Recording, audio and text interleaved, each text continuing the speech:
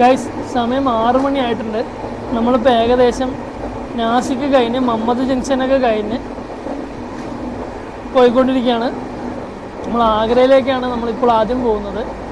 നാളെ രാവിലെ 10 മണിക്ക് എത്തുന്നതാണ് വിശ്വസിക്കുന്നത്. ട്രെയിൻ ലേറ്റാണ്, ഒരു 1 hour ട്രെയിൻ ലേറ്റാണ്. ഗൈസ് സന്ധ്യ ആവാറായിട്ടുണ്ട്. ഒരു രക്ഷയില്ലാത്ത സ്ഥലങ്ങളാണ്,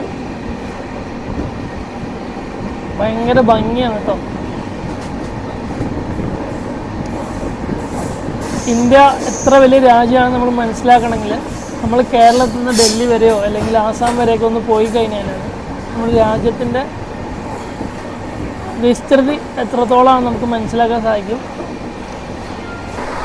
മഹാരാഷ്ട്രയിലെ നാസിക്കിലൂടെയാണ് നമ്മളിപ്പോൾ യാത്ര ചെയ്യുന്നത്. നമ്മൾ ട്രെയിനാണെങ്കിൽ അത്യാവശ്യം സ്പീഡുണ്ട്. നമ്മുടെ കേരളം പോലെ തന്നെയാണ്, കുറേ കൃഷി സ്ഥലങ്ങളും കാര്യങ്ങളൊക്കെ ഉണ്ട്. ഒരുപാട് കർഷകരുടെ വീടുകൾ നമുക്ക് കാണാൻ സാധിക്കും. കുറേ പച്ചപ്പൊക്കെ കാണുന്നുണ്ട് കേട്ടോ. എനിക്ക് തോന്നുന്നത് നെൽകൃഷി തന്നെയാണ് ഇവിടെ മെയിൻ, പ്രധാനമായിട്ടും കൃഷി ചെയ്യുന്നത് നെല്ല് തന്നെയാണെന്ന് എനിക്ക് തോന്നുന്നത്. അപ്പോൾ ഭയങ്കര ഭംഗിയുള്ള കാഴ്ചകൾ തന്നെയാണ്. ഒരുപാട് പനകളും വേറെ കുറേ മരങ്ങളും കാര്യങ്ങളൊക്കെ ഉണ്ട്. പക്ഷെ കുറേ വരണ്ട പാടങ്ങൾ നമുക്ക് കാണാൻ സാധിക്കും. അപ്പോൾ നാസിക്കിലൂടെ നമ്മൾ ഇനി അടുത്തത് മധ്യപ്രദേശ് ലക്ഷ്യം വെച്ചുകൊണ്ടാണ് ട്രെയിൻ നീങ്ങുന്നത്. ഒരു 2-3 മണിയാകുമ്പോൾ ഭോപ്പാലിൽ എത്തുന്നതാണ് നമ്മൾ വിചാരിക്കുന്നത്. രാവിലെ ഇവിടെ ആഗ്ര എത്തുന്നതാണ് നമ്മൾ വിചാരിക്കുന്നത്. ഭയങ്കര കിടലൻ രസമാണ്. നമ്മൾ ഇന്ത്യ എന്ന മഹാരാജ്യം എത്രത്തോളം വലുതാണെന്ന് നമുക്ക് മനസ്സിലാകണമെങ്കിൽ നമ്മൾ ട്രെയിനിൽ തന്നെ നമ്മൾ സഞ്ചരിക്കണം.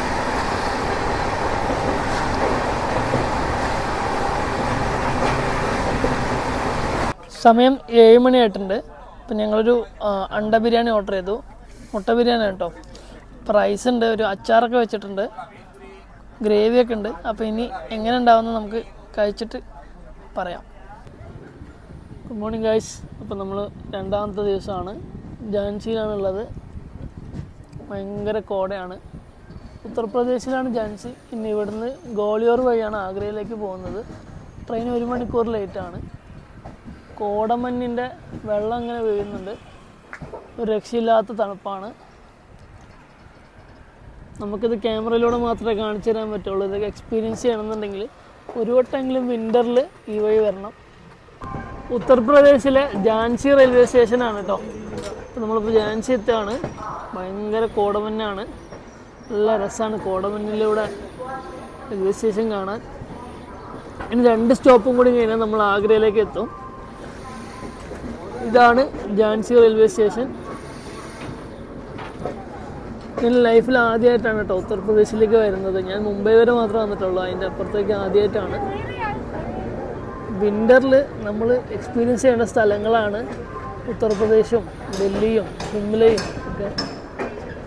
നമുക്ക് എല്ലാവർക്കും അറിയാം, റാണി ലക്ഷ്മിബായിയുടെ പേരിലുള്ള ഝാൻസി റെയിൽവേ സ്റ്റേഷനിലാണ് ഇപ്പോൾ നമ്മുടെ ട്രെയിൻ എത്തിയിട്ടുള്ളത്. ഇതൊക്കെ കോടയാണ് കേട്ടോ. ഭയങ്കര രസമാണ്. ഒരുപാട് ആൾക്കാർ, ഡൽഹിയിലേക്ക് പോകുന്ന ആൾക്കാർ ട്രെയിൻ കാത്ത് നിൽക്കുന്നുണ്ട്. ഒരു കിടിലൻ എക്സ്പീരിയൻസ് ആണിത്. കോടമഞ്ഞ് നിറഞ്ഞ ഝാൻസി, സുന്ദരമായ ഝാൻസി. ഒരുപാട് യാത്രക്കാർ ട്രെയിൻ കാത്ത് നിൽക്കുന്നുണ്ട്. ഭയങ്കര തണുപ്പാണ് ഗൈസ്. സമയം രാവിലെ 8:10 ആയിട്ടുള്ളൂ. ഝാൻസിയിലെ കോടമഞ്ഞിൽ ചൂട് ചായയും ബിസ്ക്കറ്റും, ഒരു രക്ഷയില്ലാത്ത തണുപ്പാണ്. ശരിക്കും AC കമ്പാർട്ട്മെൻറ്റാണ്. AC ഉള്ളതിനേക്കാളും തണുപ്പ് കൂടുതൽ പുറത്താണ്. 15 ഡിഗ്രി സെൽഷ്യസ് ആണ് ഝാൻസിയിലെ കാലാവസ്ഥ എന്ന് പറയുന്നത്. നമ്മൾ ഇനിയും പോകുന്നത് തണുപ്പിലേക്ക് തന്നെയാണ്. കാരണം ഇനി നമ്മൾ ആഗ്രയിലേക്ക് എത്തുമ്പോൾ ഇതിൽ കൂടുതൽ തണുപ്പായിരിക്കും. പിന്നെ ഡൽഹിയിലേക്ക് എത്തുമ്പോൾ അതിനേക്കാളും കൂടുതലായിരിക്കും തണുപ്പ്. പിന്നെ അവിടുന്ന് മണാലിയിലേക്ക് എത്തുമ്പോൾ ഒരു പറയേണ്ട ആവശ്യമില്ല, -7 ഒക്കെയാണ് അവിടെ. പക്ഷേ സമയം 8 മണി കഴിഞ്ഞിട്ടുണ്ട്, ഇപ്പോഴും സൂര്യനെ കാണുന്നില്ല. ഭയങ്കര കോടയാണ്, ഒരു രക്ഷയില്ലാത്ത കോടയാണ്. നമുക്ക് കുറേ പാടങ്ങളൊക്കെ കാണാൻ പറ്റും, പാറക്കല്ലും മരങ്ങളും ഇടയിലുള്ള വീടുകളൊക്കെ കാണാൻ പറ്റും. പക്ഷേ ഭയങ്കര തണുപ്പാണ്. ഇത് എക്സ്പീരിയൻസ് ചെയ്യുന്ന വേണം. നമുക്ക് ക്യാമറയിലൂടെ കാണിച്ചു തരാൻ പറ്റും, പക്ഷേ അത് എത്രത്തോളം നിങ്ങളിലേക്ക് എത്തും നമുക്കറിയില്ല. ഒരു രക്ഷയില്ലാത്ത തണുപ്പാണ്. നമുക്ക് വീടൊക്കെ കാണാൻ പറ്റും, പക്ഷേ കോട കാരണം എല്ലാം മറിഞ്ഞു നിൽക്കുകയാണ്. മതി. ഇപ്പോൾ നമ്മൾ വീണ്ടും ഉള്ളത് മധ്യപ്രദേശിൽ തന്നെയാണ്. നമ്മൾ ഝാൻസിയിൽ നിന്ന് വീണ്ടും മധ്യപ്രദേശ് വഴി തന്നെയാണ് ആഗ്രയിലേക്ക് പോകുന്നത്. ഇത് ഏകദേശം നമ്മൾ ഗോളിയോർ എത്താറായിട്ടുണ്ട്.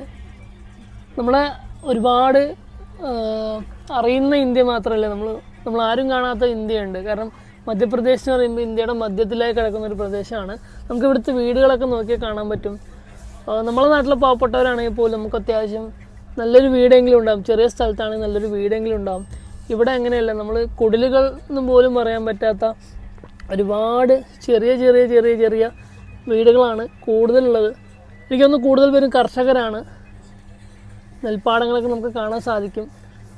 ആ വീടുകളൊക്കെ കാണുമ്പോൾ നമുക്കറിയാം നമ്മളാരും കാണാത്തൊരു ഇന്ത്യയാണ്. കാരണം നമ്മൾ പുസ്തകങ്ങളിലൂടെ മാത്രമേ ഇന്ത്യയെ കണ്ടിട്ടുള്ളൂ, അല്ലെങ്കിൽ യൂട്യൂബിലൂടെയും മറ്റ് സോഷ്യൽ മീഡിയയിൽ മാത്രമേ ഇന്ത്യയെ കണ്ടിട്ടുള്ളൂ. പക്ഷേ നമുക്ക് തന്നെ ഭയങ്കര സങ്കടം തോന്നും. നമ്മുടെ രാജ്യം മറ്റ് രാജ്യങ്ങളെ വെച്ച് പുരോഗതിയിലേക്ക് എത്താത്ത സാഹചര്യം വരുമ്പോൾ നമ്മളൊക്കെ എത്രയോ ഭാഗ്യവാന്മാരാണ്. നമുക്ക് നല്ല വീടുണ്ട്, നല്ല വണ്ടിയുണ്ട്, നല്ല സൗകര്യങ്ങളുണ്ട്, ആധുനിക സൗകര്യങ്ങൾ. ഇപ്പോൾ നമ്മൾ കോട്ര എന്ന് പറഞ്ഞ സ്ഥലത്താണ്, മധ്യപ്രദേശിലാണ് കോട്ര എന്ന് പറഞ്ഞ സ്ഥലം. ചെറിയ സ്റ്റേഷനാണ്, ഇവിടെ സ്റ്റോപ്പില്ല. അടുത്ത സ്റ്റോപ്പ് വരുന്നത് ഗോളിയോറാണ്. നമുക്ക് സ്റ്റേഷനിൽ വരെ 2 സ്ത്രീകൾ ഭക്ഷണം പാചകം ചെയ്യുന്ന കാഴ്ചകളാണ്. ഇത്രയും സങ്കടകരമായ കാഴ്ചകളാണ് നമ്മൾ മധ്യപ്രദേശിലൂടെ യാത്ര ചെയ്യുമ്പോൾ കാണാൻ സാധിക്കുന്നത്. ഇന്ത്യയുടെ പല ഭാഗങ്ങളും ഇങ്ങനെ തന്നെയാണ്. പുറം ലോകം അറിയില്ല. രാഷ്ട്രീയക്കാരൊക്കെ വോട്ടിന് വേണ്ടി അവരെ വന്ന് കാണും, വോട്ട് ചോദിക്കും, പിന്നെ 5 വർഷം കഴിഞ്ഞിട്ട് തിരിഞ്ഞ് നോക്കുകയുള്ളൂ. നമ്മൾ പറയുമ്പോൾ ഇന്ത്യക്ക് ISRO ഉണ്ട്, അതുപോലെ തന്നെ മറ്റ് ആണവ നിലയങ്ങളുണ്ട്, നല്ല അന്താരാഷ്ട്ര നിലവാരമുള്ള സ്റ്റേഡിയങ്ങളുണ്ട്, പ്രതിമകളുണ്ട്.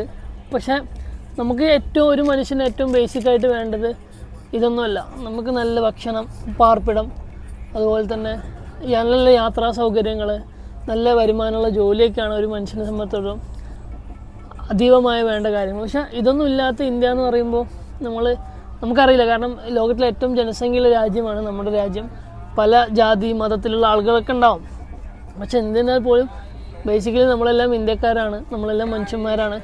അപ്പോൾ നമ്മളെ പ്രശ്നങ്ങൾ നമ്മൾ പരിഹരിച്ചെങ്കില്ലെങ്കിൽ ഒരാരും ഇത് പരിഹരിക്കാനുണ്ടാവില്ല. നമുക്ക് കാണുമ്പോൾ തന്നെ മനസ്സിലാവും. ഭയങ്കര സങ്കടകരമായ കാഴ്ചകളാണ്. പല ആളുകൾ പോലും മലയാളികൾ പലപ്പോഴും നോർത്ത് ഇന്ത്യക്കാരെ പരിഹാസത്തോടെയും പുച്ഛത്തോടെയൊക്കെ കളിയാക്കാറുണ്ട്. നല്ലൊരു കക്കൂസ് പോലും ഇല്ല അവർക്ക്. കാരണം കക്കൂസ് എന്ന് പറയുമ്പോൾ അവർക്കൊരു അത്രയും ആവശ്യമുള്ളൊരു കാര്യമാണ്. പക്ഷേ അതുപോലും ഇല്ലാത്ത ഒരുപാട് ഇന്ത്യക്കാർ നമ്മുടെ ഇടയിൽ ജീവിക്കുന്നുണ്ട്. അപ്പോൾ ഇത്രയും സങ്കടമായ കാഴ്ച. നമുക്ക് ഹൈവേസും കാര്യങ്ങളൊക്കെ നല്ല ഹൈവേ ഉണ്ട്. പക്ഷേ മനുഷ്യന് ബേസിക്കായിട്ട് വേണ്ട വീട്, പാർപ്പിടം, നല്ല ബാത്റൂം സൗകര്യങ്ങളൊന്നും ഉണ്ടാക്കി കൊടുക്കാൻ ഒരു സർക്കാരിന് മാറി വന്ന ഒരു സർക്കാരിന് ഇതുവരെ കഴിഞ്ഞിട്ടില്ല. ഇനി ഒരു സർക്കാർ അങ്ങനെ വരട്ടെ എന്ന് തന്നെയാണ് നമുക്ക് എല്ലാവർക്കും ആഗ്രഹം. ഇതാണ് നമ്മൾ കാണാത്ത ഇന്ത്യ എന്ന് പറയുന്നത്. ഭയങ്കര രസമാണ് കേട്ടോ. ഇന്നിപ്പോൾ നമ്മുടെ രാജ്യം അതിമനോഹരമാണ്, ബാക്കി കാര്യങ്ങൾക്കൊക്കെ അടിപൊളിയാണ്. പക്ഷേ ഇങ്ങനെ കുറേ ബേസിക്കായ കാര്യങ്ങളിൽ നമ്മളിപ്പോഴും പുറകോട്ടാണ്. അപ്പോൾ അത് മാറണമെന്ന് ആത്മാർത്ഥമായ ആഗ്രഹമുണ്ട്. അതിനുവേണ്ടി കൂടിയിട്ടാണ് ഈ ഒരു യാത്ര ഞാൻ പുറപ്പെട്ടത്. കാരണം നമ്മൾ കേരളവും തമിഴ്നാടും കർണാടകവും മാത്രം കണ്ടാൽ പോരാ, അല്ലെങ്കിൽ ദുബായോ മറ്റ് ഏഷ്യൻ രാജ്യങ്ങൾ മാത്രം നമ്മൾ കണ്ടാൽ പോരാ. നമ്മൾ ഇന്ത്യ അറിയണം, ഇന്ത്യയെ തൊട്ടറിയണം, ഇന്ത്യയുടെ സ്രോതസ് അറിയണം, ഇന്ത്യയുടെ മനസ്സ് നമ്മൾ തൊട്ടറിയണം. അപ്പോൾ എല്ലാവരും മാക്സിമം കഴിയുന്നവരൊക്കെ ജോലിയിൽ നിന്നൊക്കെ ഒന്ന് റിലാക്സ് എടുത്ത് വിശ്രമം എടുത്ത് ഇങ്ങനെയുള്ള യാത്രകൾ പോവുക. വലിയ എക്സ്പെൻസ് ഒന്നുമില്ല. നമുക്ക് നോർത്ത് ഇന്ത്യ വരെ പോകാൻ ഏകദേശം ഒരാൾക്ക് 2500 എല്ലാ സാധാരണക്കാർക്കും അഫോർഡബിൾ ആയിട്ടുള്ള പ്രൈസാണ്. AC-ലാണെങ്കിൽ പോലും ഉള്ളൂ. അപ്പോൾ എല്ലാവരും നോക്കൂ, ആ വീടൊക്കെ കണ്ടാൽ നമുക്ക് മനസ്സിലാവും അത്രയും ദാരിദ്ര്യം പിടിച്ച ആളുകൾ താമസിക്കുന്ന സ്ഥലമാണ്. ഈ വീടുകളൊന്നും പറയേണ്ട ഒരു ആവശ്യമില്ല. കുടിലാണ് അവർ. ഇപ്പോഴും ഭക്ഷണം കുട്ടികളാണ് നാളത്തെ ഭാവിയാണ്. അപ്പോൾ അവരൊക്കെ ഉയർത്തുക എന്ന് വെച്ചാൽ മാത്രമാണ് നമ്മുടെ രാജ്യം പുരോഗതിയിലേക്ക് പോവുള്ളൂ. അപ്പോൾ തീർച്ചയായും പറ്റുന്നവരൊക്കെ ഇന്ത്യ അറിയുക, ഇന്ത്യ കാണാൻ ശ്രമിക്കുക, ഇന്ത്യ മൊത്തം എക്സ്പ്ലോർ ചെയ്യുക എന്ന് മാത്രമാണ് എനിക്ക് ഈ അവസരത്തിൽ പറയാനുള്ളൂ.